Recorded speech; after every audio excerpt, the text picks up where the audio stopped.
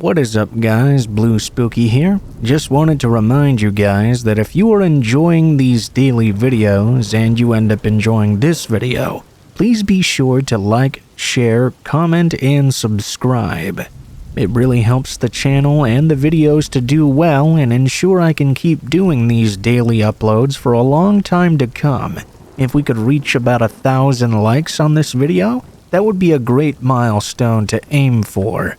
If you guys have any thoughts about the stories in this video, please be sure to leave them in the comments below, as my favorite part about doing this is reading your guys' thoughts on the stories therein.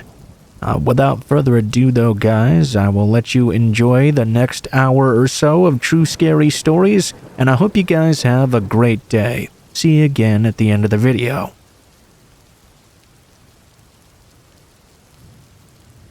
This happened when I was in the 2nd grade. I felt sick in the morning, but I still wanted to go to school that day. I managed the first period okay, but then I was sent home. I was running a very high fever. Luckily, we lived on the same street as the school, so instead of my parents having to come out of work and come pick me up, I could just walk straight home. It was fine to walk home alone for me. I didn't ever worry about it. It was only a short walk anyway. I let myself in and went straight to my bedroom. I climbed into bed and fell asleep. Before I knew it, I drifted away and was sleeping soundly. Sometime later, though, I was awoken by a noise coming from downstairs. At first, I honestly thought it was my mom returning from her part-time job or whatever. Maybe the school had called her to tell her I was sick. Since she'd woken me up already, I figured I might as well go downstairs and greet her. I crept down the stairs quietly. I kinda felt like surprising her that day. I likely had a big smile on my face as I slowly went down the stairs. However, that smile instantly disappeared. I realized that my mom wasn't down there at all. It was someone else entirely. It was our neighbor, a man of 50 years. He lived next door, and we rarely interacted with him. I stopped and stared at him. He had a knife in his hand. Seeing me at home, he began to immediately panic.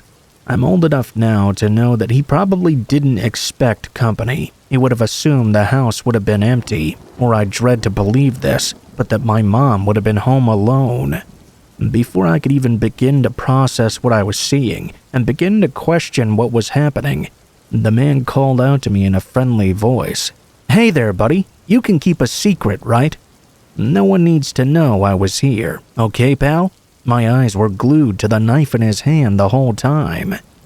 While he was speaking to me, my brain was now kicking into gear. Remember, I had just woken up, and I had a big fever as well. My brain was beginning to put 2 and 2 together.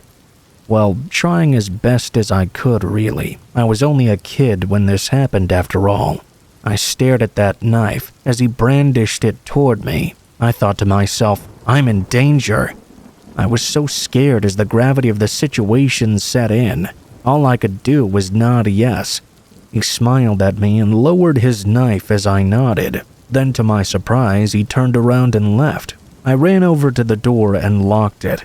I guess I must have forgotten to do so when I got home from school earlier. I wanted to tell my parents about this, but I thought my neighbor might kill me if I told them. He'd scared me so much with that knife he had in his hand that there was no way I could break the promise I had with him. I had to keep that promise no matter what, so I didn't say anything to my parents. About a month went by, and life was sort of returning to normal. I thought about that neighbor often though, and I didn't like being home alone after school, waiting for my parents to come back. I was at least surviving though. One afternoon after school, I heard a knock at the door. I went over, and it was the old man from next door. He had a load of sweets and said he wanted to give them to me. I was so stupid to open the door while I was home alone, especially after what happened. I know that now, but I reluctantly accepted them back then. I slammed the door on him. From then on, he would run into me often, and come to the house about once a month. He would hand me candy and give me a big smile. "You're a good kid, huh? You go eat these." I didn't understand at the time why he was bringing me these sweets, but I guess it was to try and bribe my silence. I'm not really sure. I think that's what it was. I didn't like being rewarded for no reason. I didn't understand what was going on. I didn't like him giving that fake smile to me while holding his candy. But whenever I would think about telling my parents, I would always picture him holding that knife toward me. One time, he happened to come over with his basket of candy while my mom was home. My mom made excuses for me, saying he's just shy, he doesn't want to come to the door, and stuff like that. I didn't want to talk to him or make eye contact. She didn't know the secret yet, the one I'd been keeping for him. Months and months went by when I heard the news that the creepy old neighbor of ours had passed away. It was like a weight had been lifted off of me. My parents thought I would be in absolute bits, because to them it looked like the old man and I had a deep connection. Inside, I was celebrating though, not mourning. I didn't shed a single tear for that man. Life moved on after that. I grew up, moved away, and began a life of my own. I've always been a little edgy about being the only one at home though. Over the years, it's gotten a little bit easier. I went back to my hometown last weekend and was reminded of our neighbor though. I was at some neighborhood party with my parents when someone mentioned him. I listened in and heard the old guy loved betting on horses and playing slots. Another person chimed in. "Yeah, I remember he was an alcoholic. Used to break into our home uninvited all the time. Had to have strong words with him once to get him to go away." Another neighbor chimed in as well. "Hey, don't you think it's kind of funny that all the thefts in the neighborhood went away after he passed on?" And that's when it dawned on me. He was there that day to rob us, and possibly do more than that. The man must have known my mother would usually have been home alone at that time, which was very likely because she worked a part-time job. If he had encountered her, I don't even want to think about what would have happened. That's the reason he was so intent on bribing me with sweets. I can still picture his face, even to this day. That knife in his hand being a pretty traumatic memory for me.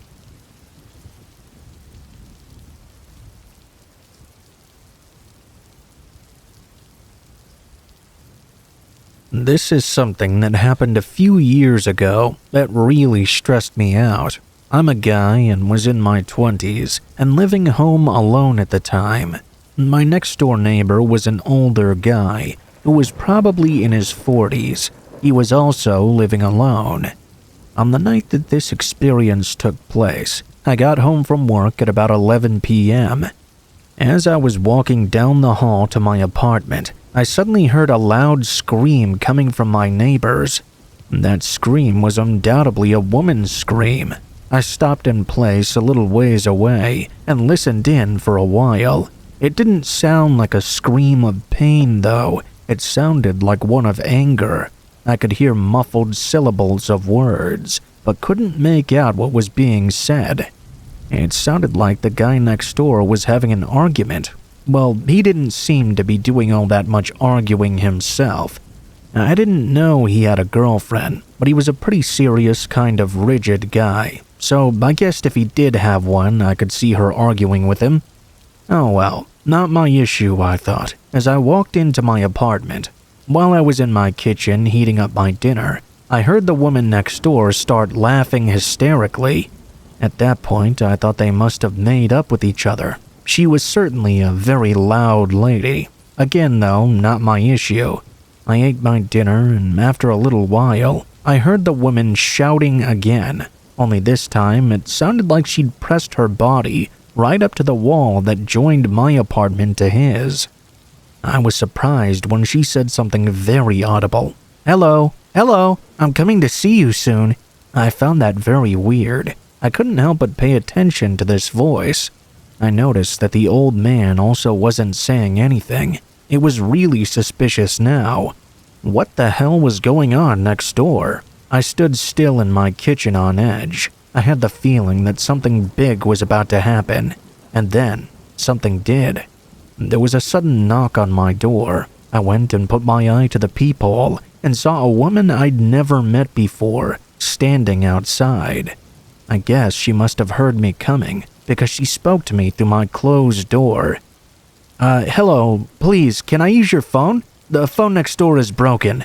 This was very unusual, but since I was friends with the man next door, I felt as if I shouldn't refuse. I mean, what if the quarrel they'd had escalated somehow? What if my neighbor had been hurt? I didn't want to take that risk, so against the uneasy feeling in my gut that I had about this woman, I opened the door. Immediately I regretted it. The woman began shouting at me. She was extremely worked up and seemed to be really anxious. She was shouting for help, saying something about being killed or killing someone. She wasn't making a great deal of sense. She had become so escalated that she was shouting out gibberish. She was so animated. I understood that she wanted to use my phone to call the police, so I showed her to my home phone. I told her to wait there, whilst I went to check on my neighbor. His door was open ajar. I'd never been in his apartment before, but I was shocked by what I saw inside. Everything had been turned over and thrown upside down. It looked like an absolute mess, clearly not the usual kind.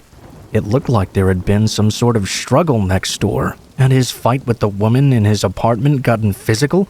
I called out my neighbor's name from the doorway, but no one responded. I decided that time was of the essence, so I entered his apartment.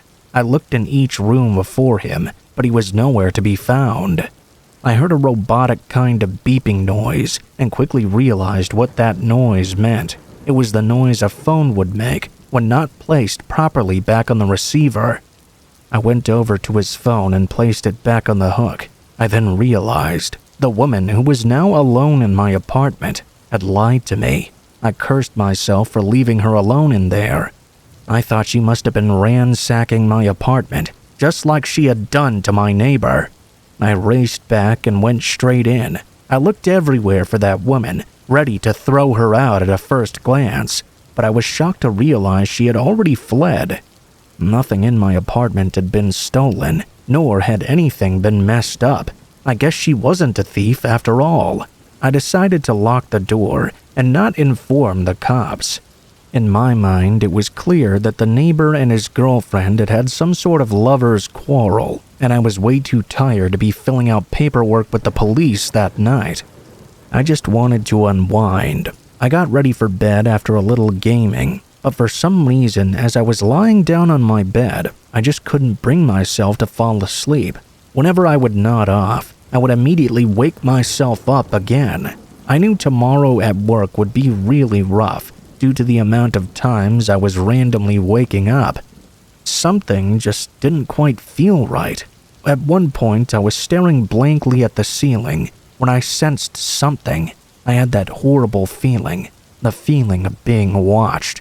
I turned my head to the left, and my eyes were drawn to the closet. I hadn't thought to check there earlier. I tried to focus my vision and noticed the door was slightly ajar. I jumped out of bed instantly. As I looked closer, I came eye to eye with someone hiding in there. There were eyes peering out of my closet door. I wondered if our eyes met for a split second. From the darkness of my closet, I heard a dark chuckle, forming into a laughing cackle. It was the woman from before. She hid in my closet. She hadn't left at all. I launched myself to my feet, unashamedly screaming as I did. I ran out of my apartment only wearing a t-shirt and some shorts. I ran and hid in a laundromat. When the sun came up, I returned to my apartment. I planned to call the police when I got in, but when I climbed the steps to my floor, I noticed they were already there. Apparently, my neighbor was the one who'd called them. I told them about the strange events of that night and said that my place hadn't been robbed at all. He didn't say much, just seemed to look somewhat apologetic. My neighbor came around later that afternoon with a gift certificate and a big apology. He didn't tell me who the woman was or why she'd done the thing she did. I ended up feeling so awkward about it, I couldn't bring myself to ask more questions. I still live next door to that guy, and there hasn't been another incident like that one. Well, as far as I know. By the way, my apartment had been ransacked the second time I came back in the morning. Things were all in disarray, but nothing had been stolen at all. It was just a complete mess. The one odd thing, though, was that for some reason, just like my neighbor, my phone had been left off the hook.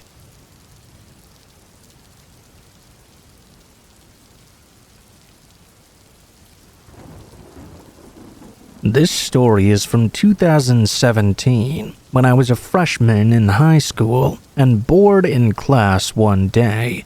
I was in my third period, and I was happy I would be getting out of class later. I had an orthodontics appointment to get my braces adjusted, and my mom would be coming to the school to pick me up. The class I was in was math, and it was quite boring to me. To be honest, I was just not really a math guy. In high school, I would usually just sit and look out the window, not paying very good attention. I sat in the back corner of the classroom, which was on the second floor of the school. That's what I was doing on this day, just looking out the window. The teacher was talking about math, and I was distracted, looking out the window to the front parking lot below me. I was hoping that time would pass, and I would soon be able to leave. My mom would be there to pick me up, and I wouldn't have to notice all this anymore. As I was looking out the window, though, I noticed several police cars driving down the street. They ended up turning into the front school parking lot. I thought that was a little bit strange. Me looking at this was interrupted when the classroom door opened. It was a student with a pass, and I knew it was for me. The teacher paused, took the pass, and then called my name. I got up from my desk, packed up my things, and headed for the front of the class. I took the pass, and the teacher gave me my homework assignment for the day, which I then shoved into my backpack. I left the classroom and headed down the hallway. As I started walking, I got a text from my mom and saw she was there at the side door. That's where you would get picked up from. It happened to be at the opposite end of the school, though. As I walked the empty hallways, suddenly I heard a sound come over the school intercom. I wondered what it could be. Immediately I had a bad feeling. This was all out of the ordinary. What followed was a message saying we were going into lockdown. I was still a ways from the side doors, but I really wanted to get there before I would have to stay in school. I didn't want to have to wait in a lockdown classroom and miss my orthodontics appointment. It wasn't really the appointment I cared about. If I went with my mom, I would be able to take the rest of the day off from school. Plus, I was a little bit worried about why we were going into lockdown in the first place. If it was a danger being in the school, obviously I wanted to get out of there, and fast. I sped up my walking pace as I kept going down the halls. I hadn't seen anybody since I'd left my classroom. I was hoping I wouldn't either. If a teacher saw me, they would likely make me go into their classroom. When I was about halfway to the side doors, but still upstairs, I heard the sound of somebody walking down an upcoming hallway. I didn't have to go down that hallway myself, but I had to go down one that would intersect with that one. I did not know who this was. I chose to try and avoid them. I stopped still a ways back from the corner and kind of hid behind some lockers. The footsteps got closer and closer, and I decided to move and start going in the other direction.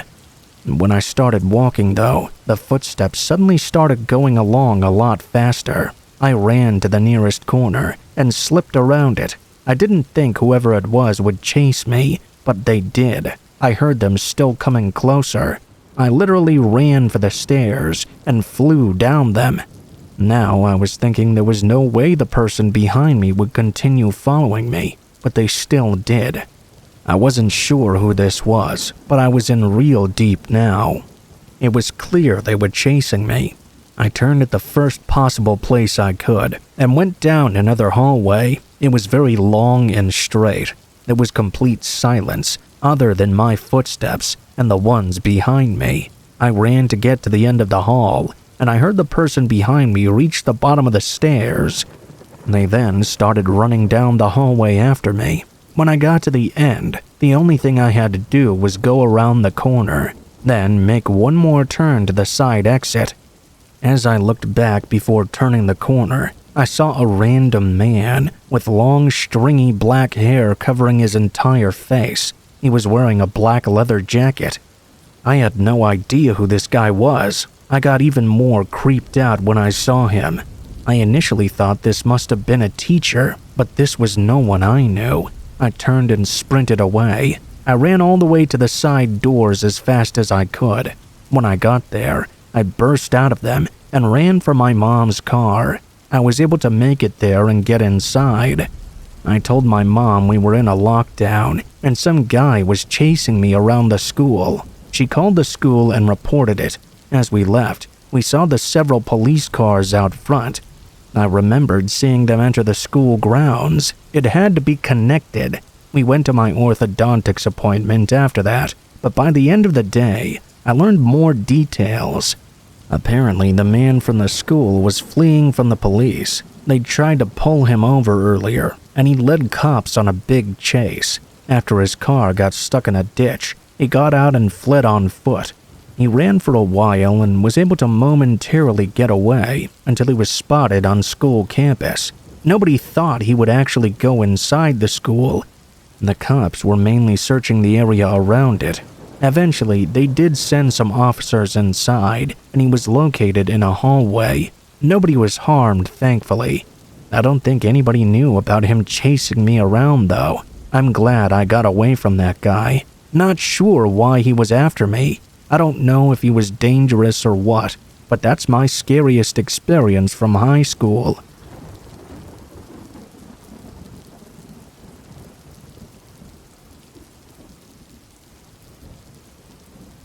I'm currently a high school history teacher. This is something that happened a few years ago. It was a normal school day, and I had just finished teaching a class. It was going into the third period for the day. During this hour, I did not have a class to teach. Each teacher in the department would get 1 hour where they didn't have a class. It was different for every teacher, though. Usually, I would use this spare hour to grade assignments and prepare lessons. On this day, when class ended and the next period started, I left my classroom. I was headed to the teacher's lounge to make some coffee. Then I would go back. Each department had their own teacher's lounge. The history department at school had 5 of us, so when I got to the room, it was empty. It was just a little ways down the hall and was between one hallway and another. It was sort of a weird room. It had 2 windows in it that looked out to nothing but the hallways. We had curtains inside as well that were always closed so nobody could see in. I'm not really sure why those windows were even in that room in the first place. Nevertheless, inside the lounge were a few couches, a table, some chairs, a fridge, a TV. It was basically a break room. The floors were also carpeted, and it was very comfortable in there. I took my time making my coffee, because I didn't really have that much work to do. As I was in there, though, I heard over the school speakers that we were going into a lockdown. I was really surprised. In all my time being a teacher there, I had never seen a real lockdown. Sure, we'd had several drills, but never a real one. I was wondering what the reason was. Up to that point, it had seemed like a perfectly normal school day. I decided to go to the doorway and open it up. If there were any kids in the hallway, I would make sure they got to safety. When I looked out, I didn't see anyone. It was eerily quiet. I went back into the lounge and prepared my coffee. I was going to head back to my classroom and lock it up, but when I arrived at the doorway to leave, I looked out the window into the hallway. I actually saw someone there. It wasn't a student or a teacher. It was a man who was on the younger side, but he was way too old to be a high school student, probably in his mid-20s. He was walking in my direction. I decided to take shelter in the teacher's lounge. My instincts were telling me this guy was bad news. After I got inside, I locked the door to the lounge. Seconds later, somebody tried yanking it open. It was obviously that guy I'd just seen. I was really surprised he'd tried going inside this room. Why would he want to go into the teacher's lounge? The strangest part was when the guy then knocked on the door. Well, obviously, I was not going to answer that. That was when I heard him speaking on the other side. "Let me in." It was a demand. Well, I was not going to let him in. I didn't answer. Instead, I got my phone out and called the principal. I asked him specifically why we were in a lockdown and wanted to know who this guy was. The guy already knew I was in there, so I didn't bother staying quiet. I called out to him and demanded to know who he was. He didn't answer me, just demanded I let him in again. When I called the principal, he didn't pick up the phone. I waited a minute or so and called again. Meanwhile, the guy who just tried to get in didn't knock or say anything. I thought maybe he had left. At least, that's what I was hoping. I tried to call the principal again. As I was dialing, I heard the sound of glass shattering. I looked over and saw that one of the windows to the break room was being broken open with some kind of blunt object. The curtains were still closed, so I couldn't see to the other side very well. Soon the entire window had been smashed in. I stood there kind of in shock. I saw the man who had been in the hallway suddenly start to climb through the window and into the room. As he was doing that, I sprinted to the door. When I got to it, I opened it and ran out and kept running until I made it back to my classroom. When I got there, I slammed the door behind me and locked it. I did all of this without looking back once. Luckily for me, I didn't see that guy anywhere on my way there. I finally felt safe, now that I was back in my classroom. This obviously suspicious guy was still inside the school, though. I called police on my phone and was told they were aware of the lockdown situation at the school. Officers were already on the way. After that, I didn't hear or see anything else. I waited inside my classroom, and the lockdown finally ended 20 minutes later. The guy was caught by police. When they found him, he was still inside the teacher's lounge. He had snuck in somehow and was on drugs apparently. Aside from that, I don't really know many other details. I can't say for sure what his intentions were, but I'm really glad I managed to get away from him.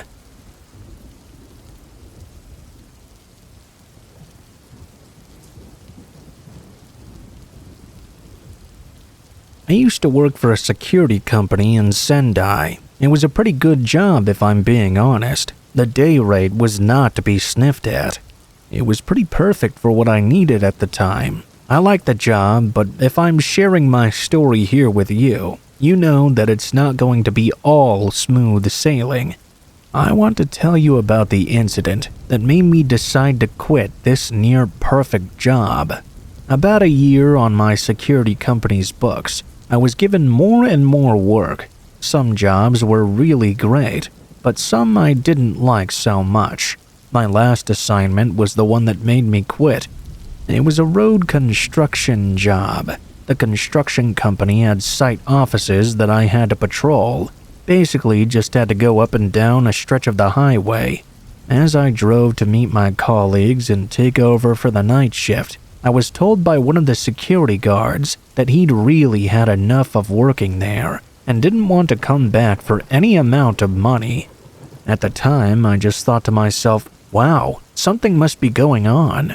He mentioned something about it being haunted. I was like, oh, okay, fine. I wasn't all that worried.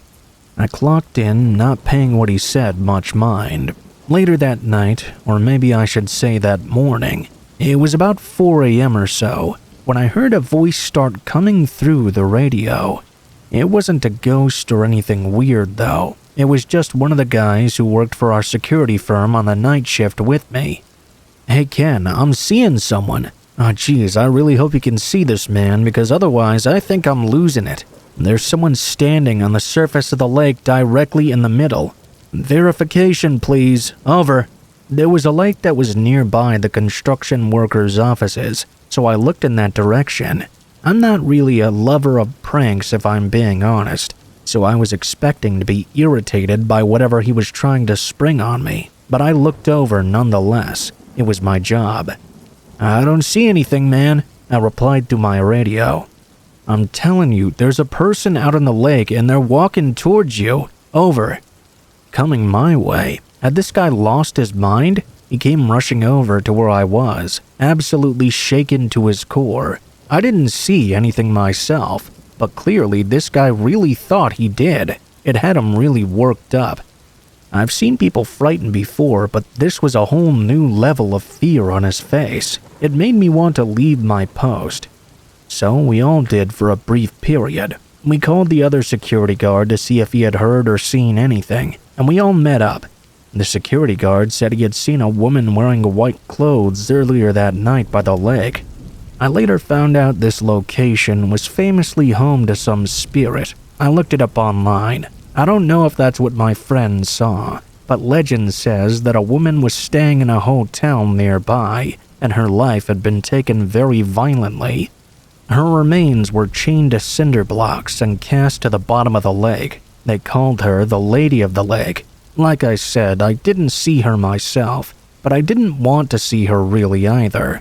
Honestly, I didn't want to see anything that could make a grown man be as scared as my colleague was that night.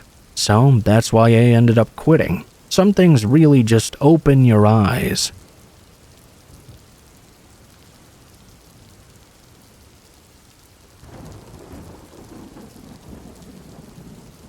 A long time ago, I had a job at my local convenience store. It was only a part-time gig, and I was grateful for the money it brought in.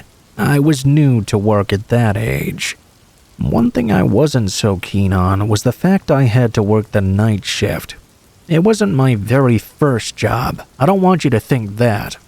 I was young, but not that young. I was about 20 at the time. I'm a guy, if that matters at all. This incident happened one night, during one of the colder months while I was cleaning. It was sometime after 3 a.m. I know that because that was the time I had to empty out the old containers and clean them. These containers were usually pretty oily by the time you had to empty them out. You really had to put some elbow grease into cleaning them. It wasn't a 5-minute job. I knew I would be in the back of the store for a while. The convenience store policy was to clean these out when it was quiet, which was about 3 a.m. for me. I was in the back carefully washing them out, making sure not to splash myself with any of that stinking oil. At that point, I thought I heard someone come into the store. I naturally shouted out, "Welcome!" I turned to face the door. I was facing the sink at the time, so I was kind of surprised when I turned around and saw that no one was there. I didn't overthink it though. Sometimes these things can happen. I just put it down to the fact I must have been half asleep or something. I went back to washing up the containers. I kept scrubbing for a while, but then I noticed something out of the corner of my eye. I looked up through this window we had in the back and saw a woman with long black hair standing by the magazine rack. I guess someone really did come in. Now I was aware of her, and I would react should she approach the counter. More often than not, though, people who headed right for the magazine rack were just there to browse, at least in my experience. I finished cleaning all the stuff and set it out to dry. I figured I might as well set out some water, in case she wanted to have a cup of ramen or something else. I hung out in the back, busying myself as much as I could, but she didn't show any signs of coming to the register. I stuck my head out from the back and looked for the black-haired customer who'd entered the store, but she was suddenly gone. There was no one there but me. I said to myself, okay, that's weird. I decided it would be a good idea to look for her. Just make sure she hadn't collapsed or something. I went down the aisles, but she was nowhere to be seen. I even gave the ladies' door a knock and asked if she was all right. The sign was showing it as vacant. I opened the door and looked in and saw there was no one there. I thought, okay, whatever. I started back toward the register. I must have been more tired than I'd realized. As I looked up, though, I saw the woman with the black hair standing in the back just behind the window. I froze. I had just done a sweep of the entire store. I had checked all the places she could have been. For her to be back there without me knowing seemed like an absolute impossibility. I panicked. Impossible. That word just kept coming back to me. I ran to the first safe place I could think of, which was our warehouse store area. It was good that I did, because in our storage area there were these surveillance cameras which covered all angles of the store. I stared at the 4 camera angle feeds for the longest time, but couldn't find any sign of the woman. I knew that she was somewhere in the store though. I couldn't trick myself into doubting what my eyes had clearly seen. I couldn't do anything about the situation I was in. Those very same eyes that had seen that woman were now telling me the store was entirely empty. I timidly returned. I still had the rest of my job to do. I wasn't going back there empty-handed though. I carried a mop with me, at the ready. Yeah, sounds a little lame. I didn't want to use it as a weapon, and I had no intentions of hurting anyone that night. I just didn't want to be without something to defend myself. If it was a customer and I was just overreacting, then I could just say I had a perfectly friendly mop to mop up the store with.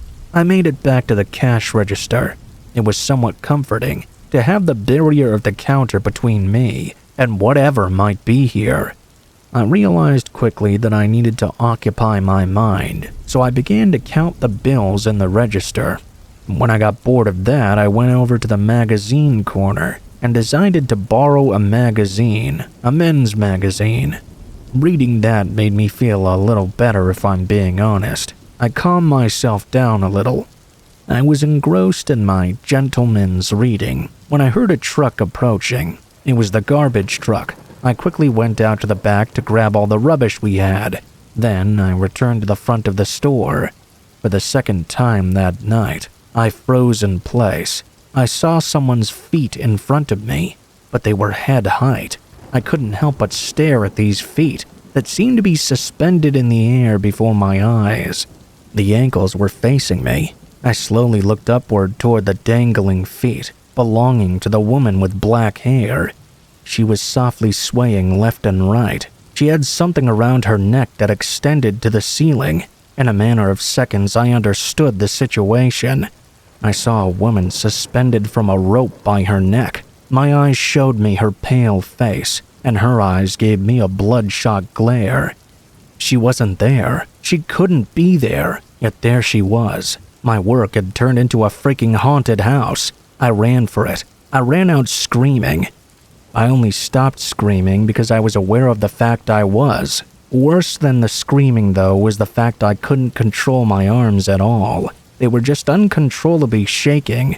I pulled my phone out of my pocket and made what I knew would be a very embarrassing call to the police. I was out of options. I knew that what I would be about to tell them would be completely unbelievable, but I didn't know what else to do. A couple of officers arrived, and I spoke with them outside. I was not going back in there alone. They initially had looks of doubt and concern on their faces. As I explained the situation, they went into the store and looked all over the place while I waited outside. I was pacing up and down. I peered in when I thought they weren't looking my way.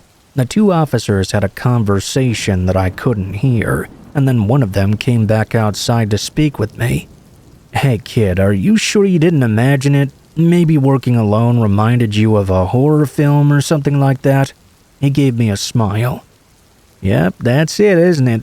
It was as if saying that was some kind of case-closed moment for them. To be honest, I didn't argue at all. I didn't think anyone else would ever see what I saw. I didn't like the way they spoke to me, so I was glad to see the back of them while they left. I didn't mind that at all. I made sure I stood by the door for the remainder of my shift, just in case anything else strange were to happen. I was going to make sure I could get out of that door as soon as possible. I got through the rest of the night without seeing anything else strange. When I saw my manager next, I told him I didn't want to work the night shift anymore. Thankfully, I got a switch to an earlier shift, and that was my last night shift in that convenience store. It's something I could never do again after seeing what I saw. Just the image of seeing that woman suspended in the center of the store gives me chills. I dreaded work, but I needed the money. My town was not known for the opportunities it gave our youth. I couldn't stop thinking about what I'd seen, and eventually realized I wanted to find out more. I looked into the building's history, and when that came back with nothing, I looked into other buildings that had been built on that plot of land before. It wasn't long before I discovered that a block of apartments had stood there before the convenience store did. I looked up the address and found an incident of a woman taking their own life. I know I saw something that night. I saw the woman who ended it all. I don't know what to think. I know I saw something there. There were times after that night, even on the morning shift, that I thought I caught a glimpse of that woman through the window when I was in the back. I had to leave that job eventually, and I'm glad I did. I hope that if that woman's ghost really is there, her spirit can find peace one day and rest before I ever see her again.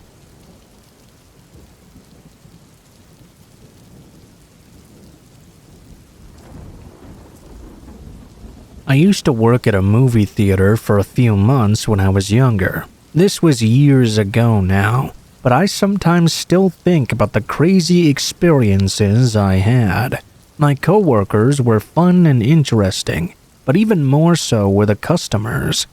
Our theater would get pretty busy sometimes. Most of the people were very nice, but one time I had an experience that was truly a horror story.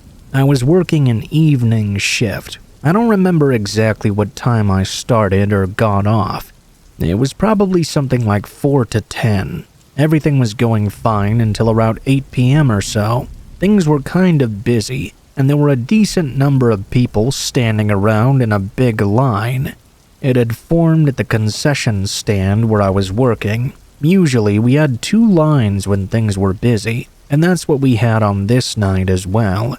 I was at one line and my coworker Amanda was at the other.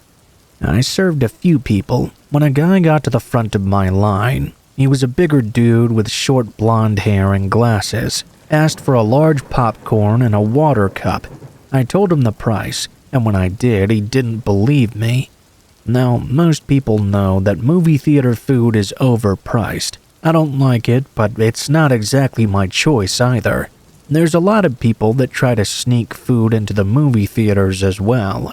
When I worked there, I saw multiple times people bringing stuff in that they were not supposed to. But it's not like I was going to stop them or anything. It just is what it is. Well, this guy objected to the price greatly.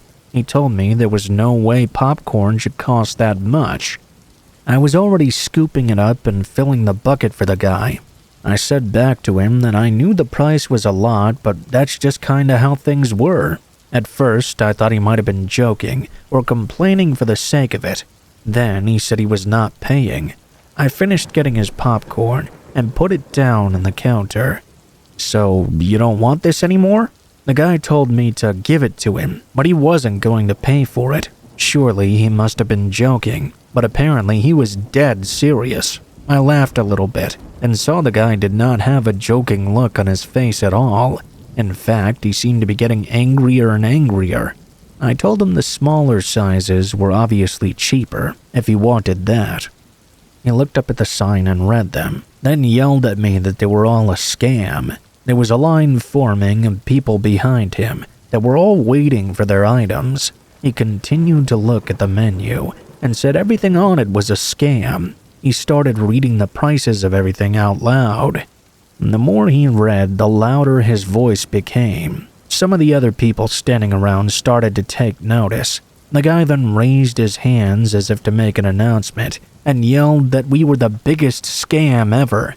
Some people started to laugh, and others looked like they just wanted him to stop.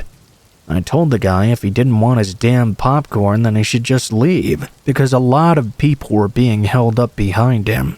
He reached forward and snatched it, then threw it right in my face. A bunch of popcorn went flying past my head, and some of it hit me as well. I couldn't believe he'd just done that.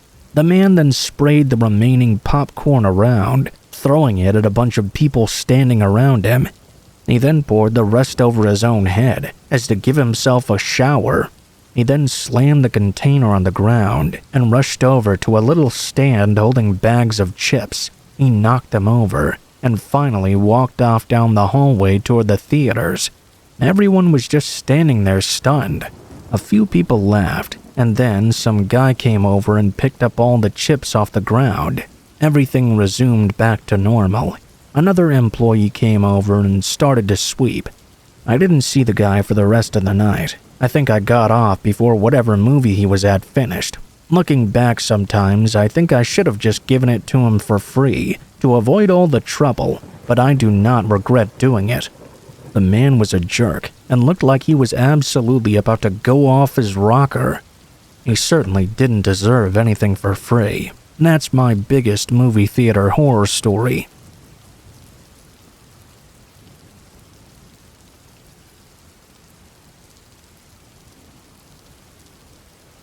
A few years ago, I went to the movie theater to see Uncharted with my friend. I don't remember why, but we drove separately to the movie. We met each other there and went inside. The movie theater was probably less than 10 minutes away from where I lived, in an area of town with some other stores around. It was the most popular movie theater in the city. I arrived that night and met up with my friend for the movie. It was pretty busy. We watched the movie and had a lot of fun, and when it was over, we left. My friend and I said our goodbyes to each other, and then went our separate ways. He was parked on the other side of the parking lot, which was pretty busy. I was parked kind of in the back area. I walked to my vehicle, and when I got to it, I saw there was a car parked right next to me, with the engine still running. It was an SUV. I walked around it towards my driver's door, when out of nowhere, a guy popped up from around the corner of the SUV. He blocked my way of getting to my car. He looked to be pretty young, about 19 or 20. The way he approached me out of nowhere really took me by surprise. He walked over aggressively. When he got right up within a couple feet of me, he said his car was having some problems and pointed to the SUV parked right next to me. He asked me if I could help him. I told him I didn't know anything about cars and pointed out that it seemed to have a perfectly running engine. I didn't know what the problem could even be. The guy said he didn't know what was wrong either and asked me desperately for my help. Honestly, this really seemed suspicious. As he was talking to me, I looked next to me at my car. Through the window, I could see somebody on the other side. They were crouched down, hiding right up against my vehicle. I was really weirded out by this. The guy was kind of in front of his car now. I took out the keys to my car and put it in the keyhole at my driver's door. I was afraid to hit the unlock button because the guy at my car would probably get inside of it as well. I unlocked it manually as fast as possible. As I did, I jumped inside and locked the door behind me.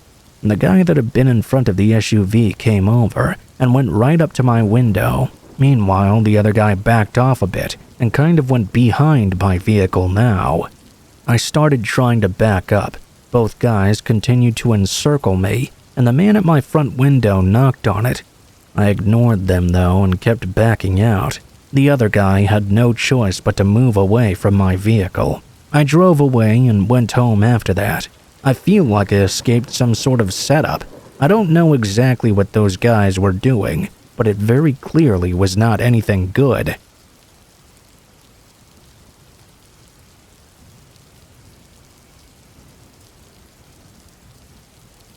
My hometown is in Iwanai, Hokkaido, which is about a 2-hour drive from Sapporo. There's a river along the coast called the Nezuka River, which is where my experience took place. The area I grew up in wasn't exactly bustling with life and activity. It was basically just full of fishermen, their homes, and seafood processing plants. I had a bunch of good friends at the time, and we always tried to find ways to have fun. We had a band and used to have this practice room, which was loaned to us. No one used it at night. and it wasn't close enough to any houses for anyone to complain about the noise. It was actually a part of one of those processing plants I mentioned. It wasn't the easiest to access, but it was perfect for us. The smell wasn't great, sure, but we didn't really care about that. This happened on a night where 4 of us friends and band members got together for some band practice. We had been playing a few songs and having a good time. At some point, though, the practice room was getting so hot that I decided to go and get something to drink.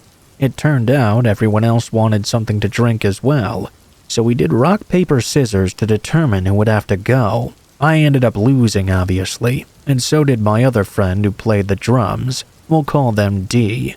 Off we went to go and get drinks. There was a small store near the Nezuka River, but it closed at about 8 p.m. It was well beyond 8 p.m. now. I think it was about midnight or so. We usually hung out there until quite late at night. We were all in our teens, and being in the band was a whole lot of fun. Even though the store was shut, we knew there were some vending machines right outside of it. That's where we decided to go. In order to get to the area we were seeking, we had to cross the bridge over the Nezuka River.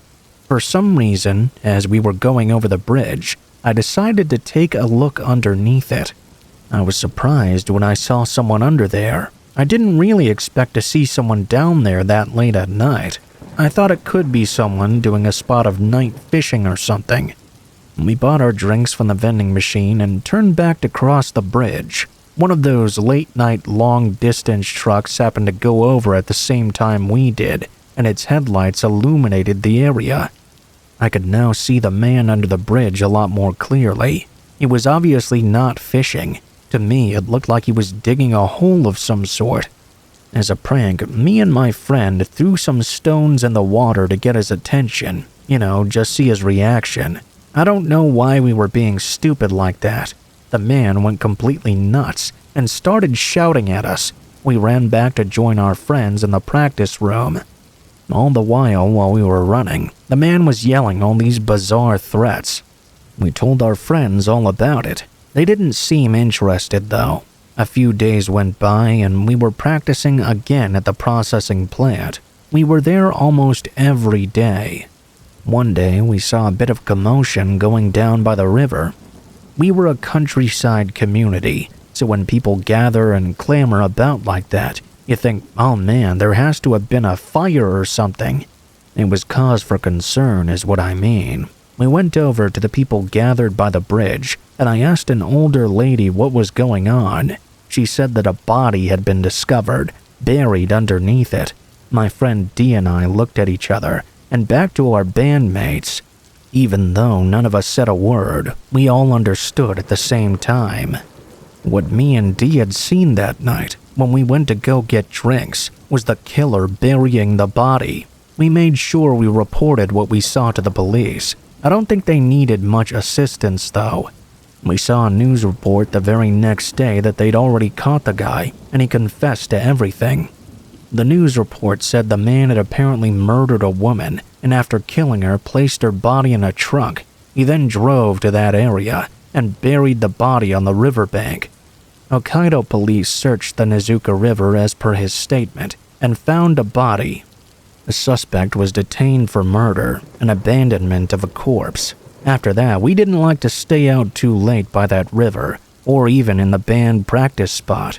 We preferred to hang out in areas where there were a lot more people around, shopping malls and the like.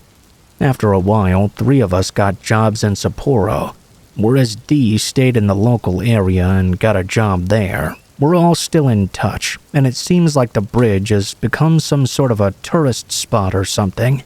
He says people show up there ghost hunting and to test their courage. I don't want to go back to that bridge if I'm being honest. I pray for the soul of that woman who was buried there, and I hope there's no ghost at all. It was a really traumatic event, and one I don't think I'll ever forget.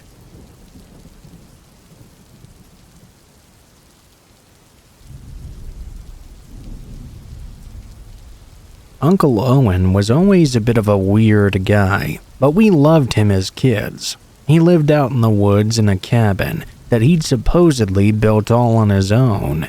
When we were younger, we always loved going out there because it was a much different experience than living in town. It was so quiet, except the sounds of animals and bugs in the forest. Those could actually get surprisingly loud. During the day, it was fun to play outside in the woods, but at night it could get really creepy. Uncle Owen would also tell us these ghost stories, and as kids, those sorts of things really scared the hell out of us. No one ever really minded, though. It was actually a ton of fun.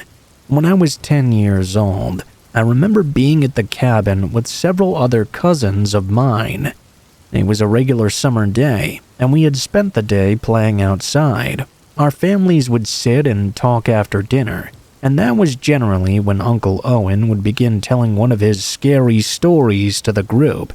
They always, not surprisingly, took place out in the woods, in an area similar to where he lived. They were long and rambling stories that you could never expect to be over really soon. We didn't care, though, because he was such a good storyteller. Anyone could just sit there and listen to him talk for a long time.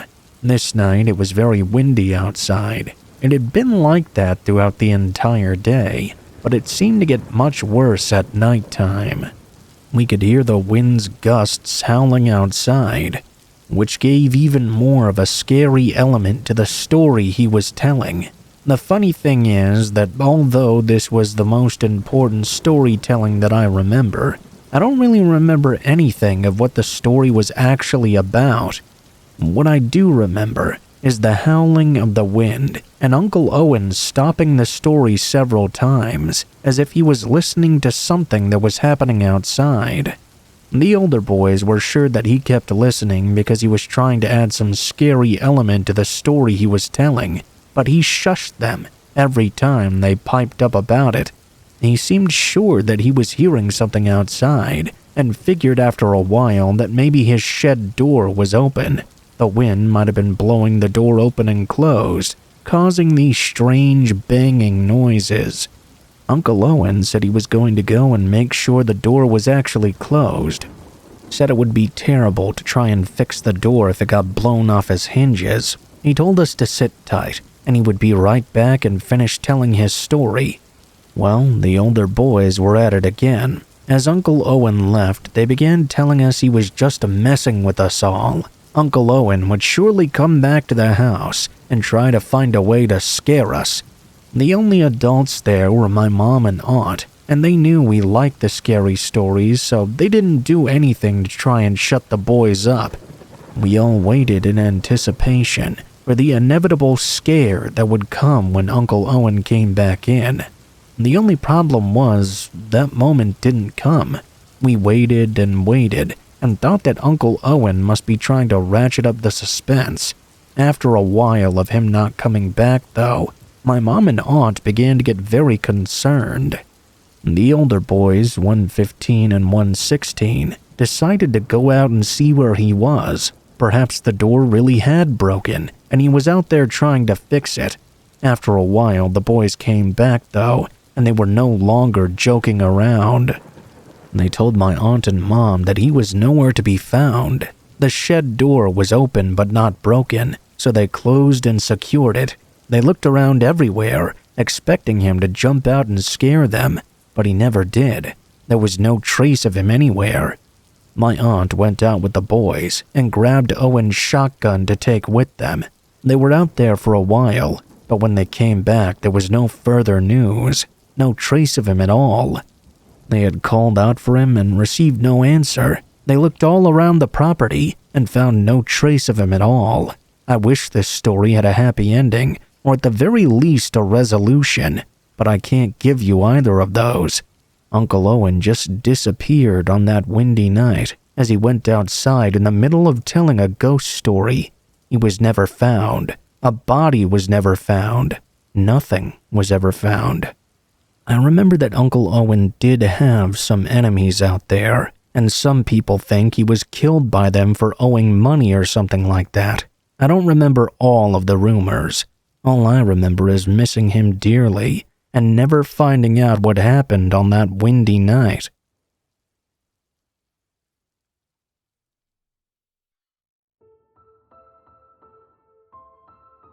What is up, guys? Blue Spooky here. Thank you guys so much for watching, especially if you made it this far to the end of the video. If you liked the video, please be sure to like, share, comment, and subscribe if you feel so inclined. If you have any feedback for me as well, be sure to leave that in comments below the video. If you guys have a story you'd like to send in, or if you'd like to contact me for any reasons, there will be links to my social media in the description below the video, including my Facebook, Gmail, and Twitter accounts. Go ahead and send me a message on any of those, and I'll try to get to you as soon as possible. If you do decide to send in a story, please be sure to include in the tagline what the name of the story is if it has one, what type of story it is if it has one, and how you'd like to be credited in the description below the video. Please make sure to include as much detail as you feel comfortable with, and try to use as much proper grammar as possible to make sure you have the highest chance of appearing in a future video. Overall, I think that's pretty much it for now, guys, so thank you so much for watching, and I hope you guys have a great day.